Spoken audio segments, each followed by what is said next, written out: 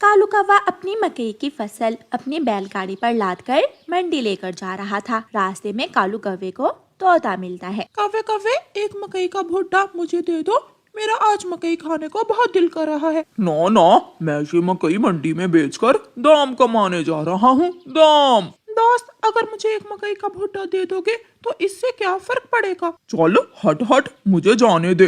कौवा अपनी बैलगाड़ी लेकर वहाँ से चला जाता है। कौवा मंडी में जाकर मकई बेचता है और मुनाफा लेकर अपने घर चला जाता है। 1 2 3 4 5। कालू, इस 500 से क्या बनेगा? इन पैसों से मैं घर का खर्चा चलाऊंगी या अपना सोने का हार लूंगी। घर का खर्चा चला लो, सोने का हार तुम अगली फसल पर ले लेना। अब जब मैं बूढ़ी हो जाऊंगी, हर बार तुम यही कहते हो। मुझे नहीं मालूम, मुझे तो इस बार ही सोने का हार लेना है। अब मेरे पास इतने पैसे नहीं हैं कि मैं तुम्हें सोने का हार लेकर दे सकूं।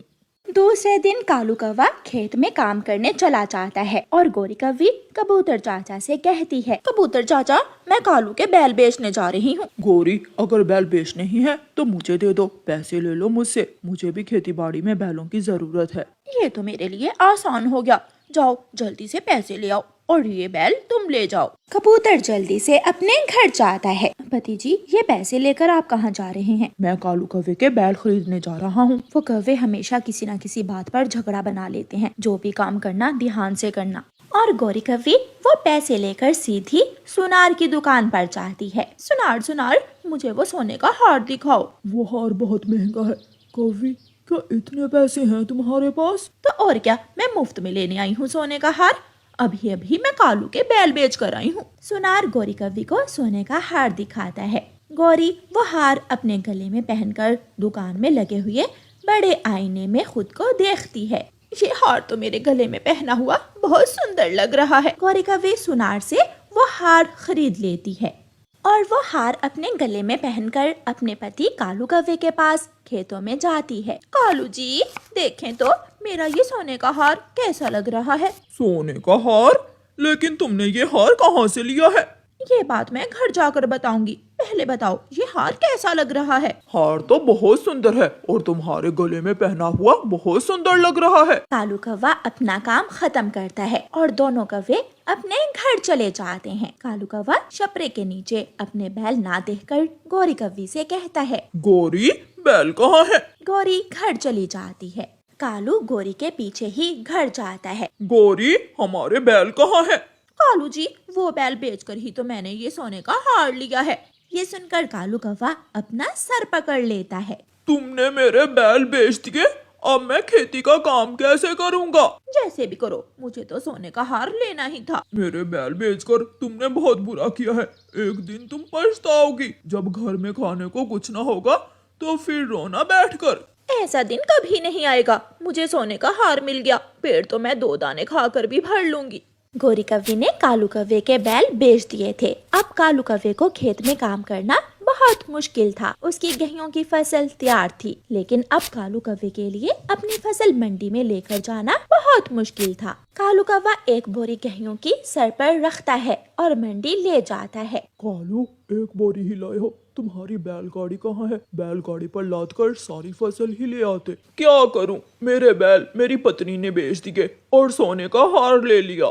इतना पागल भी कोई होता है जो अपने काम की चीज बेचकर सोना ले। कालू कौवा सारे दिन में एक ही बोरी गेहूं की मंडी लेकर जाता है और शाम को थक हार कर घर चला जाता है। आसमान पर बादल छाए हुए हैं, अगर बारिश आ गई तो साल भर की मेहनत पानी में बह जाएगी। कालू जी, इसमें मेरा क्या दोष है? कालू कौवा गुस्से में बोलता है। दोष है? अगर मेरे बैल होते तो मैं सारी फसल बैलगाड़ी पर लाद कर आज मंडी ले जाता। मैंने एक सोने का हार क्या ले लिया? तुम तो हर वक्त मेरे सोने के हार से ही जलते रहते हो। रात बारिश शुरू हो जाती है और कालू कौवे की पकी हुई गेहूं की सारी फसल बारिश में खराब हो जाती है। सारे गेहूं के पौधे जमीन पर गिर जाते हैं। दूसरे दिन जब कालू कौवा अपने खेत में जाता है तो अपनी फसल की बर्बादी देखकर रोने लग जाता है। ये सब गोरी की वजह से हुआ है, ये सब उसी की वजह से हुआ है। अब मैं बीज और खाद के पैसे कैसे लुटाऊंगा? कौवा बैठा रो रहा था कि साहूकार पक्षी चील आ जाता है। कौवे, यहाँ बैठकर रो रहे हो, मेरे पैसे कब लुटाओगे? जो तुमने ब्याज पर मुझसे लिए थे। साहूकार जी, सारी फसल तो बर्बाद हो गई। अब मैं कैसे आपका कर्ज लुटा सकता हूँ? मैं साहूकार हूँ, मेरा काम है, गंदा है पर धंधा है। अगर पैसे नहीं है तो तुम मुझे अपना घर दे सकते हो। मैं प्यार से बात कर रहा हूँ। अगर ना भी दोगे तो 4 पक्षों की पंचायत में धक्के मार मार तुमसे मैं तुम्हारा घर खाली करवा लूंगा। कौवा जानता था कि अब कुछ नहीं होगा। साहूकार अपने पैसे तो वापस लेगा ही। फिर साहूकार पक्षी कौवे का घर ले लेता है। गौरी कौवी जब नदी से पानी पीकर आती है तो साहूकार पक्षी गौरी के घर के बाहर बैठा हुआ था। साहूकार, तुम यहाँ क्या कर रहे हो? ये घर अब मेरा है। तुम्हारे पति ने गेहूं की बजाई के लिए मुझसे खाद और बीज के पैसे ब्याज पर लिए थे। उसने मेरे पैसे वापस नहीं किए और मैंने तुम्हारा घर ले लिया। गौरी कौवी एक नजर अपने सोने के हार की तरफ देखती है और वहाँ से चली जाती है। कौवा अपने खेत में अपना सामान रखकर बैठा हुआ था। आ गई हो, मुझे घर से निकाल कर बेघर कर दिया तुमने। अब तुम भी यहाँ मेरे साथ ही रहोगी, बिना छत के, बिना घर के। गौरी कौवी अपने संदूक पर बैठी कुछ सोच रही थी। कालू जी, घर हम दोबारा बना लेंगे, लेकिन मैं किसी भी कीमत पर अपना सोने का हार नहीं बेच सकती। वो रात दोनों कौवे खुले आसमान तले ही गुजारते हैं।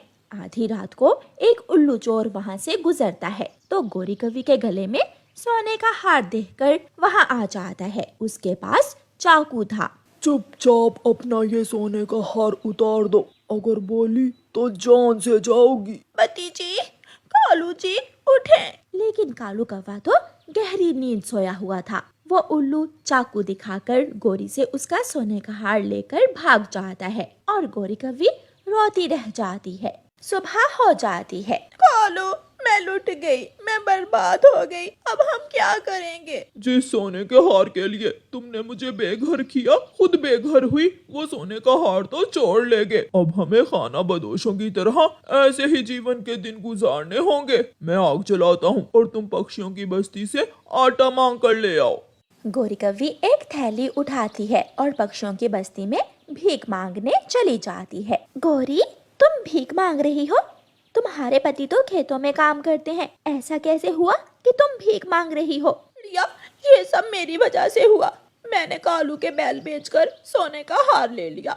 साहूकार ने घर पर कब्जा कर लिया। मेरा हार भी उल्लू चोर छीन कर ले गए। सब लुट गया, सब बर्बाद हो गया। गेहूं की सारी फसल बारिश में बर्बाद हो गई। चिड़िया गौरी कौवी को थोड़ा आटा दे देती है। माफ करना गौरी, इससे बढ़कर मैं तुम्हारी और मदद नहीं कर सकती, लेकिन तुमसे मुझे सीखने को बहुत कुछ मिला है। गौरी कौवी आटा लेकर वहाँ से चली जाती है। दोनों पति पत्नी एक झोंपड़ी लगाकर उसके सामने अपना खाना बना रहे थे। कालू की पत्नी के गलत फैसले और लालच ने उसे भी कहीं का ना छोड़ा। रानो चिड़िया की ऐसी कहानियाँ सुनने के लिए YouTube सर्च बार में रानो चिड़िया की कहानी लिखें या फिर ये बटन दबाकर बोलकर कहें रानो चिड़िया की कहानी। मैंने क्या क्या सोच रखा था अपने आने वाले बच्चे के लिए। मैंने तो अपने बच्चे के लिए गर्म कपड़े भी बना लिए थे, मगर वो जालिम मेरा अंडा चुरा ले गया। चुप कर जाओ बुलबुल बहन, मुझसे तुम्हारा दुख देखा नहीं जा रहा। मैं तो रात से ही सो नहीं पाई हूँ। मैंने अपने घर में एक बड़ा डंडा बना कर रखा हुआ है। जिस दिन वो अंडा चोर पकड़ा गया, मैं उस बड़े डंडे से उसकी पिटाई करूँगा। बुलबुल बहन, जो हुआ उसे भूल जाओ और अपने आने वाले कल की चिंता करो, क्योंकि वो चोर अभी भी जंगल में ही है। सबको सावधान रहना होगा। मेरा अंडा। कालू, जब वो मोटी बुलबुल ऐसे रो रही थी, मैंने बहुत मुश्किल से अपनी हंसी कंट्रोल की। एक बात तो है गौरी, जैसे वो बुलबुल खुद मोटी है, ऐसे ही उसका अंडा भी मोटा था। एक ही अंडा पीकर हम दोनों का पेट भर गया। और कालू, उस अंडे का स्वाद भी सबसे अलग था। अब सो जाओ, मुझे बहुत नींद आ रही है। सुबह हो जाती है। कालू जी, आज का क्या प्लान है? प्लान ये है कि तुम पहले जंगल में ऊंची उड़ान लेकर आओ और देख कर आओ कि किस किस पक्षी के घोंसले में अंडे हैं। बाकी का प्लान हम बाद में तैयार करेंगे। मैं अभी जाती हूँ। फिर गौरी कौवी एक ऊंची उड़ान लेती है। वो कभी इधर जाती तो कभी उधर जाती। फिर उसे एक घने पेड़ के ऊपर एक घोंसले में एक अंडा दिखाई देता है। अंडा तो मिल गया, मगर ये है किस पक्षी का, ये मुझे मालूम करना होगा। फिर कौवी उस पेड़ से थोड़ी दूर छुपकर बैठ जाती है। थोड़ी ही देर बाद एक तोता और तोती वहाँ आ जाते हैं। मिठू जी, अब हम एक साथ नदी पर नहीं जाएंगे। हम में से एक अंडे की रक्षा करेगा और दूसरा नदी से पानी पीने जाएगा। तो ये अंडा इन तोतों का है, मैं अभी कालू को जाकर बताती हूँ। फिर गौरी भागी भागी कालू कौवे के पास जाती है। कालू कालू मिल गया, मुझे तोते के घोंसले में अंडा मिल गया। अगर वो अंडा पीना है तो हमें अच्छे से चोरी करना होगा, ताकि हम हमेशा की तरह पकड़े भी ना जाएं और कोई हम पर शक भी ना करे। मगर अब हमें करना क्या होगा? मैंने सारा प्लान तैयार कर लिया है। जैसे जैसे मैं कहूँ तुम वैसे वैसे ही करती जाना। फिर दूसरे दिन कालू कौवा तोतों के पास जाता है। यार मिठू, सुना है कुछ दिनों बाद जंगल में बर्फ शुरू होने वाली है और ऐसे मौसम में भोजन की बहुत कमी हो जाएगी। हाँ यार कौवे, मैंने भी सुना तो है। जंगल के बाहर किसान के खेत में अमरूद पके हुए हैं। मैं वहाँ से अमरूद लेने जा रहा हूँ। तुम दोनों भी मेरे साथ ही आ जाओ। मगर हम अपना अंडा छोड़कर नहीं जा सकते। मैं अकेला ही जाता हूँ, कालू तुम्हारे साथ। तुम तो 1 या 2 अमरूद ला सकोगे। जब तुम्हारे अंडे से बच्चा निकलेगा और हर तरफ बर्फ ही बर्फ होगी, तो तुम अपने बच्चे को क्या दोगे खाने को? मैं इसीलिए तो कह रहा हूँ, तुम दोनों आओ और कुछ अमरूद लाकर जमा कर लो। फिर तोता और तोती कौवे की बातों में आ जाते हैं और वो दोनों कौवे के साथ चले जाते हैं। थोड़ी ही देर बाद गौरी कौवी वहाँ आती है। वो इधर उधर देखती है और आसानी से तोते का अंडा चुराकर वहाँ से भाग जाती है। हरियाली, जल्दी करो, मुझे अंडे की चिंता हो रही है। मैंने 2 अमरूद तोड़ लिए हैं, 2 अमरूद आप तोड़ लें और हम जल्दी से घोंसले में वापस चले जाते हैं। यार कौवे, तुम अमरूद नहीं खा रहे हो। मेरा तो पेट भरा हुआ है और वैसे भी मुझे अमरूद कुछ ज्यादा पसंद नहीं है। तोता और तोती 2-2 अमरूद लेकर वहाँ से चले जाते हैं। मैं कोई पागल हूँ जो ये अमरूद खाकर अपना पेट भरूं। हमने तो आज तुम्हारा स्वादिष्ट स्वादिष्ट अंडा पीना है। जल्दी से कालू कौवा घर भागता है। हरियाली, हम लुट गए, हमारा अंडा नहीं है।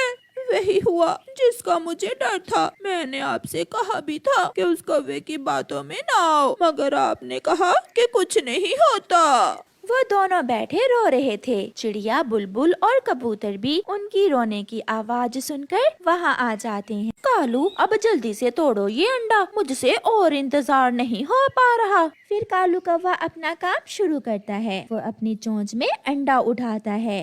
1 2 3। कालू अंडा नीचे गिरा देता है और अंडा टूट जाता है। पार्टी शुरू हुई। वो दोनों जल्दी से तोते और तोती का अंडा पी लेते हैं।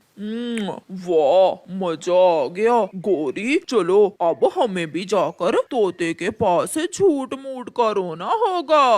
कालू, तुम चिंता न करो, मैं इतना रोऊंगी कि कोई भी मुझ पर शक नहीं करेगा। वो दोनों अपने घर से निकलते हैं।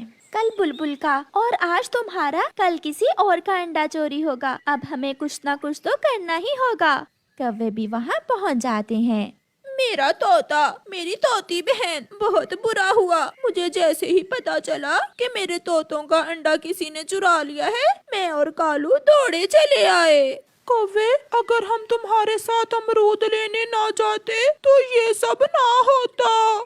दोस्त, तुम मुझे दोषी समझते हो तो मैं माफी मांगता हूँ तुमसे, मगर भोजन लाना भी तो जरूरी होता है। मेरे तोते का अंडा कोई वापस ला दे उस जालिम से। कोई मेरे तोते भाई का अंडा वापस ला दे।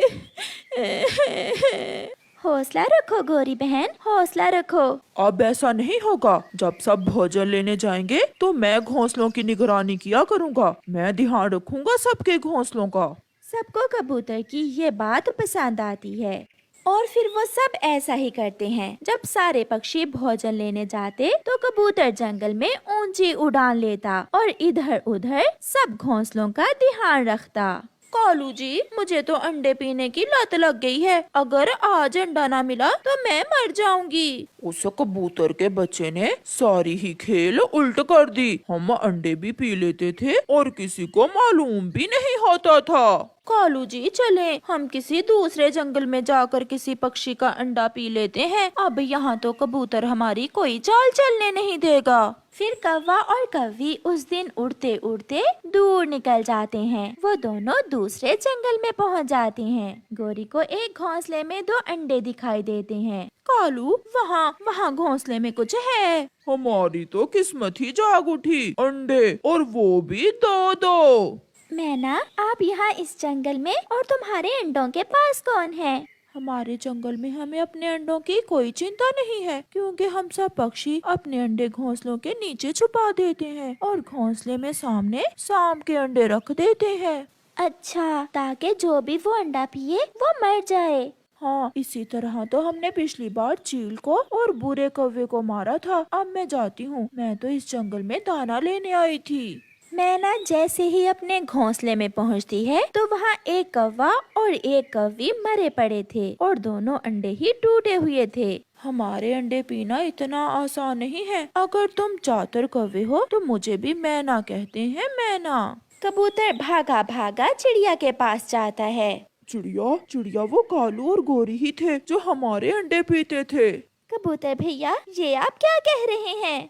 हाँ चिड़िया, क्योंकि वो आज दूसरे जंगल में जहरीले अंडे पी लेने से मर गए हैं। ये सुनकर चिड़िया बहुत हैरान हो जाती है। ऐसे बुराई अपने अंजाम तक पहुंचती है। प्यारे दोस्तों, अब इस कहानी को जल्दी से लाइक कर दें और कमेंट करना बिल्कुल ना भूलना। आपका धन्यवाद।